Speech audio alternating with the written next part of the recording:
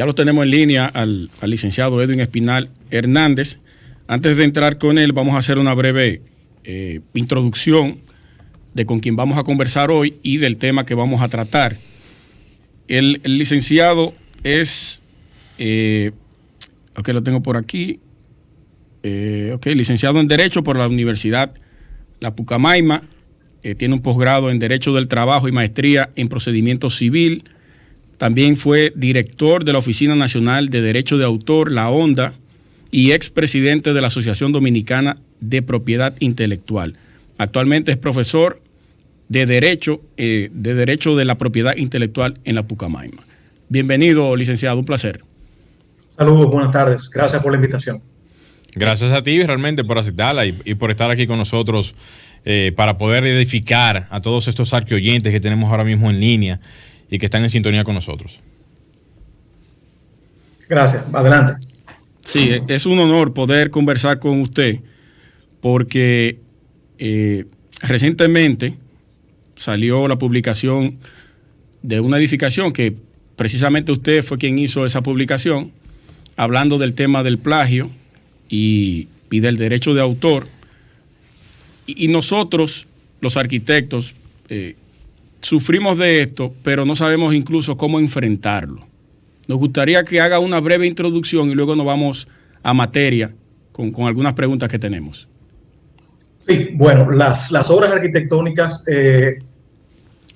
son parte de aquellas creaciones intelectuales protegidas por derecho de autor en tanto obras artísticas. Y para que un diseño arquitectónico pueda ser protegido como obra arquitectónica, tiene que tener, entre otras características, la originalidad. O sea, la impronta, el sello creativo del arquitecto plasmado en ese diseño arquitectónico.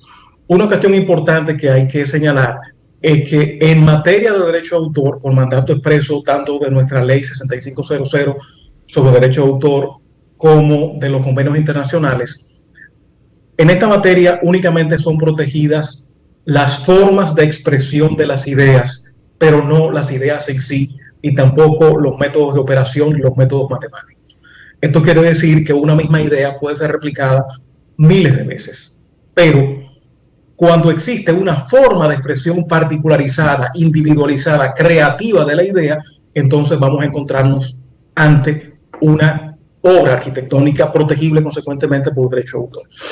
Eso de manera que, cuando la respecto de esa obra arquitectónica, el arquitecto va a tener tanto un contenido moral del derecho de autor como un contenido patrimonial, un derecho o un conjunto de derechos que lo van a vincular a su creación y al mismo tiempo un conjunto de derechos que le van a permitir la explotación económica de esa creación. Muy bien. Correcto. Eso indica entonces, o indicaría, que la persona que incurra en tener algún tipo de, o quiera proteger su diseño o su obra, debe de canalizarla primero hacia alguna instancia para poder tener eso registrado, o simple y llanamente con el hecho de ya estar realizada la obra, sin tener que estar registrado el diseño, puede exigir, si se llega a copiar el diseño en algún otro lugar. No sé si me di a entender. Sí, claro que sí. El derecho de autor es un derecho que nace con la creación de la obra, es un derecho inmanente. Okay. Esto quiere decir que desde que el arquitecto plasma en un plano, el diseño tiene derechos. Ahora bien, el registro no es indispensable en esta materia. No es indispensable, pero es una atribución facultativa, pero siempre es recomendable registrar. ¿Por qué es recomendable registrar? Porque el registro establece o hace nacer una presunción de autoría o de titularidad de los derechos respecto de la persona que registra. Además, el hecho de que los planos estén firmados por el arquitecto hace nacer en su provecho una presunción de autoría, porque la ley señala que hasta prueba en contrario es autor de una obra aquella persona cuyo nombre, seudónimo o iniciales aparezcan en ella. Sí. Y esto viene a reforzar lo que ya establecía la ley 6200 del año 1963, que regula la profesión de arquitectura en República Dominicana, que establece que ningún plano puede ser sometido ante una instancia pública o podría ser utilizado por un tercero a menos que esté firmado y con la autorización del arquitecto. De manera tal que La firma del arquitecto, reitero, establece una presunción de autoría respecto de la creación arquitectónica, pero a la vez el registro, que es importante realizarlo por ante la Oficina Nacional de Derecho de Autor, establece o refuerza, digamos, que esa presunción de autoría. Licenciado. Hablo de presunción de autoría porque la ley establece que ella puede ser combatida con pruebas en contrario. El arquitecto que pretenda ser autor de una obra o establecer que esa obra es un plagio de su creación, tiene que demostrarlo, primero estableciendo que es el creador que realizó ese diseño de manera previa o en base a un registro por ante la ONDA. Licenciado, en esa misma respuesta, cuando nosotros realizamos un proyecto, lo sometemos ante la alcaldía, luego pasamos a obras públicas, ahí hay un reconocimiento de ese proyecto automáticamente, claro, y se está legalizando el proyecto a través de esas instituciones. También lo recibe. Y se reconoce al arquitecto sometiente como el autor del diseño. Es correcto. Eso serviría o sirve como un aval de que ese proyecto está protegido intelectualmente. Corresponde al ámbito intelectual de ese arquitecto, claro que sí. Porque, como decía, el hecho de que aparezca firmado implica una presunción de autoría, y quien pretenda ser el autor del diseño sometido tiene que aportar la prueba en contrario. No, ese diseño no es de ese arquitecto que lo sometió, sino que es mío. Bueno, pruébelo, porque hasta prueba en contrario corresponde a ese arquitecto sometido. Exactamente. Exacto. Entonces, aquí hay unas preguntas. ¿En qué medida una obra arquitectónica es protegida por derecho de autor? En la medida en que ella, como ya señalé, tenga ese requisito fundamental de la originalidad. O sea, de la originalidad depende todo, pero sí, hay que señalar también que la originalidad igualmente es presumible hasta prueba en contrario. Quien pretenda señalar que ese diseño arquitectónico, que esa edificación es un plagio, tiene que probarlo para desvirtuar justamente ese elemento fundamental de la originalidad. No estaríamos ya ante una creación intelectual protegida por derecho de autor, de plantearse esa situación. En ese mismo orden, ¿qué puede diferenciar de un diseño a otro para que sea totalmente diferente? Porque hay veces que hay, por ejemplo, patrones en las edificaciones como apartamentos, también casas, que se replican mucho algunos conceptos básicos de distribución de espacio y que muchas veces son patrones repetitivos que lo hacen otros arquitectos y que pudiese parecerse a algún otro diseño ya antes hecho. ¿De espacio o de envolvente? De ambos. Okay. Porque a veces el espacio es una distribución obviamente interna, pero también el envolvente, la parte exterior, se puede parecer un poco. ¿Qué tiene que tener de diferenciación una cosa y la otra para que no se llegue a pensar que es un asunto de copia intelectual de otra persona? Todo va a depender de la forma creativa, individualizada, la impronta que fije el arquitecto en ese diseño. Porque, reitero, la idea en esta materia no está protegida. O sea, la idea sería en materia de obras arquitectónicas, aquellos elementos que son comunes o aquellos procedimientos derivados de las leyes de la física. Es imposible obviar el uso de una viga, de una columna, claro, de un vano, de la forma de una escalera, pero claro, ¿cómo incide el arquitecto sobre esos elementos que son comunes? Es lo que va a definir la originalidad de la obra. Totalmente. Claro, es una cuestión casuística que habría que ver obra por obra, pero reitero, los elementos comunes no son apropiables. El hecho de que yo use una viga, una columna, un vano, determinado espacio, eso va a ser común, digamos que a toda creación arquitectónica, pero hablar de elementos puntuales. Podemos distinguir una obra de Le Corbusier, podemos distinguir una obra de Frank Lloyd Wright, podemos distinguir una obra de Guillermo González. ¿Por qué? Porque hay elementos creativos que esos arquitectos aportaron como creación intelectual, claro, sobre la base de elementos comunes. Ellos crearon estilos para poderse diferenciar. Claro que sí. Claro. Y son identificables esas obras en cualquier lugar. Así es. Licenciado, ¿qué tan importante es un peritaje en el caso de un plagio? Los tribunales no se abocan a a emitir una sentencia condenatoria o absolutoria si no existe un peritaje. Es más, la parte que pretenda sustentar un plagio va a requerir un peritaje. Y de la misma manera, la parte que sea demandada o querellada en un proceso va a requerir un peritaje para desvirtuar los alegatos de la contraparte. De manera que un peritaje sería fundamental. En la práctica, en República Dominicana, los peritajes se requieren al Colegio Dominicano de Ingenieros, Arquitectos y Agrimensores, CODIA, en la persona de 3 arquitectos o profesionales de la ingeniería o la arquitectura. Sí. Estos peritos deben rendir un informe único,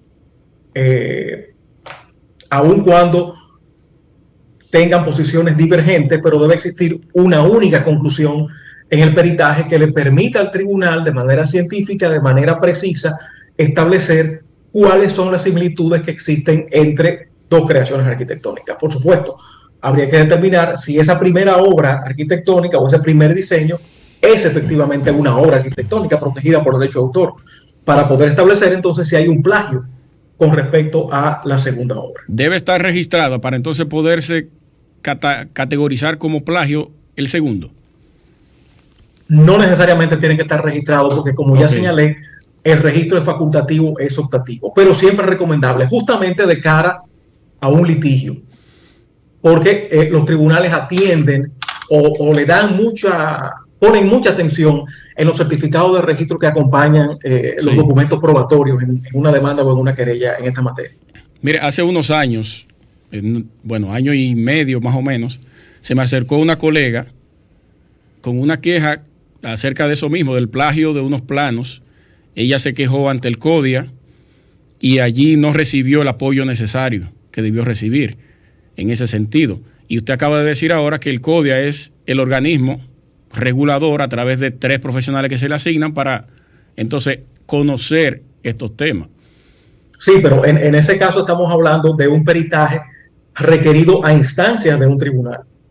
Cuando el tribunal ordena un peritaje, esa sentencia le es notificada al CODIA para que proceda a remitir varias ternas de arquitectos para ser seleccionado finalmente para practicar el peritaje. Pero el arquitecto que se sienta afectado tiene que recurrir ya sea ante los tribunales o ante la Oficina de Derecho de Autor. En el caso de la Oficina de Derecho de Autor, para requerir inspecciones o medidas cautelares, y en los tribunales ya para impulsar la acción correspondiente, ya sea una demanda de reparación de daños y perjuicios por la vía civil o una querella por ante los tribunales penales. Señores, tenemos hoy en la tarde de hoy, obviamente, la participación del licenciado Edwin Espinal Hernández, especialista en lo que tiene que ver la materia de derecho de autor y defensa civil en la parte penal. Penal no se dice penal. No. En lo que tiene que ver los asuntos de defensoría de derecho de autor. Y propiedad intelectual. Y propiedad intelectual. ¿Es correcto, licenciado? Así que Correcto. Perfecto. Dentro de las preguntas que teníamos aquí, había una que me parecía que iba muy encaminada a lo que estamos hablando y de paso a lo que tiene que ver la parte del tema en sí, que dice que qué implica la firma de los planos, que era lo que estábamos comentando hace poco, o la identificación de una maqueta o de un edificio con una placa o el nombre de determinado arquitecto. O sea, yo quisiera hacer la pregunta, o sea, aparte de esto, de leerlo como tal, pero pensando en los letreros que se ponen en las edificaciones cuando ya están aprobados por el ayuntamiento y obras públicas para el tema de lo que es la permisología, cuando ya está definido todo el proyecto, que tiene ya hasta su letrero y su render y todo lo demás, que se pueda ver perfectamente cómo está el diseño y que eso pueda evidenciar de que ya que está hecho o ya que se va a realizar, no debe de existir ningún tipo de copia en ese sentido a nivel de lo que es la construcción. Sí, bueno, el hecho de que aparezca el nombre del arquitecto ya en un letrero identificando la obra como autorizada por el Ayuntamiento de Obras Públicas implica que ese es el arquitecto autor del diseño. Y hay que decir que el arquitecto tiene, como ya indicaba, un derecho de paternidad. O sea, el hecho de que la obra esté identificada con su nombre es una manifestación del ejercicio del derecho de paternidad, porque el arquitecto tiene derecho a ser vinculado con su obra. Pero también tiene derechos patrimoniales que le permiten controlar de manera exclusiva cualquier forma de explotación de su obra, de manera tal que él podría impedir la reproducción de ese diseño plenamente. En ese sentido, en caso de que exista un violador, bueno, acudir a los tribunales. Cuando usted menciona el término derecho de paternidad, ¿a qué se refiere para que los arqueoyentes que nos están escuchando puedan entender ese concepto? Justamente al hecho de que el arquitecto sea reconocido, vinculado con su obra, ya sea en la firma de los planos, ya sea con la identificación de la maqueta del proyecto, o en dado caso con una placa identificatoria de que tal edificio fue diseñado por ese arquitecto, como sucede, por ejemplo, con edificaciones públicas, donde aparece, digamos, que la planilla completa de profesionales que trabajaron en la construcción de determinada obra. ¿Han habido en ese mismo sentido demandas en lo que tiene que ver la parte de violación a ese tipo de derecho aquí en el país? Sí, justamente es un caso que está ahora pendiente de solución en la Suprema Corte de Justicia, que se incoó una demanda de reparación de daños y perjuicios contra un conocido restaurante, Camino Jarabacoa, que mostraba una maqueta del complejo. Y la maqueta está identificada con el nombre de una persona, pero resulta que esa persona no era el arquitecto diseñador. Y sobre esa base, el arquitecto que efectivamente había realizado el diseño demandó por la violación a sus derechos de paternidad, aportando, entre otros elementos, el registro de su diseño por ante la Oficina de Derecho de Autor y una certificación del CODIA de que la persona que aparecía como arquitecto ni siquiera era arquitecto. Madre mía. Ya. En ese caso, no se le dice eso, usurpación, es el término. Sí, usurpación de paternidad, usurpación de autoría en este caso. En ese caso, el Tribunal de Primer Grado condenó a las partes demandadas. Fue una sentencia ratificada a nivel de corte y el asunto está ahora pendiente de fallo por ante la Suprema Corte de Justicia. Wow. Licenciado, hemos tenido nosotros aquí en República Dominicana algún caso de plagio. Sí, ha habido casos de plagio y de reproducción no autorizada. El caso de reproducción no autorizada lo recuerdo porque me correspondió conocerlo cuando fui director de la Oficina de Derecho de Autor. Se trataba de un arquitecto que fue contratado por una ciudadana extranjera en Las Terrenas para la construcción de una vivienda, y con posterioridad esa persona, propietaria del inmueble, reprodujo el diseño variando la distribución espacial en 4 villas que ella iba a vender en esa misma localidad. El arquitecto tomó conocimiento de esa reproducción autorizada, requirió una inspección a la Oficina de Derecho de Autor, se ordenó la suspensión de esa reproducción, o sea, de la construcción en sí de la obra, y el arquitecto demandó por ante, en este caso, el tribunal competente, que era la Cámara Civil de Samaná, que condenó a la parte demandada, y ya la Corte de Apelación correspondiente, la Corte de San Francisco de Macorís, ratificó la condena en contra de esa persona. Otro caso que sucedió en Santo Domingo, en primer grado un arquitecto fue condenado por supuesto plagio, pero en segundo grado, en virtud de un segundo peritaje, la Corte determinó que no existía similitud entre ambos diseños. Y este último caso está pendiente también de solución en la Suprema Corte de Justicia actualmente. Ok, dentro de su conocimiento, solamente esos 2 casos. Bueno, también hubo otro caso que se planteó por ante el Tribunal Superior Administrativo, porque en este caso se demandaba al Ministerio de Obras Públicas por un arquitecto que alegaba que el elevado de la 27 de febrero con Ortega y Gasset en Santo Domingo era un plagio de un diseño que él había registrado en la Oficina de Derecho de Autor. El tribunal en ese caso también requirió un peritaje, y el peritaje concluyó en que no existía similitud entre ambos diseños. Fíjense que en todos los casos he señalado la práctica de un peritaje, de manera que un peritaje es esencial en esta materia, porque los jueces no son técnicos en el área. Okay. Y ese peritaje es justamente el que va a servir para ilustrar el criterio del tribunal y para fundamentar la sentencia finalmente. Ya como nos quedan pocos minutos, me gustaría cerrar la entrevista para escuchar de su voz, y como usted fue el autor de la publicación de la edificación allá en Santiago, ¿qué ¿en qué categoría entra lo que ocurrió con esa edificación y el parentesco tan similar con otras en otros países? Ciertamente existen diseños similares a esa obra, incluso en el manejo del color. Lo podemos encontrar en Francia, en España, Alemania, en múltiples países encontramos un diseño similar donde la inclinación del balcón que rodea la edificación es el elemento más llamativo. Justamente por esa similitud entre los diseños es que es importante un peritaje, y a eso apuntaba la publicación. De un peritaje va a determinarse efectivamente cuáles características originales presenta ese diseño o cuáles características no originales presenta.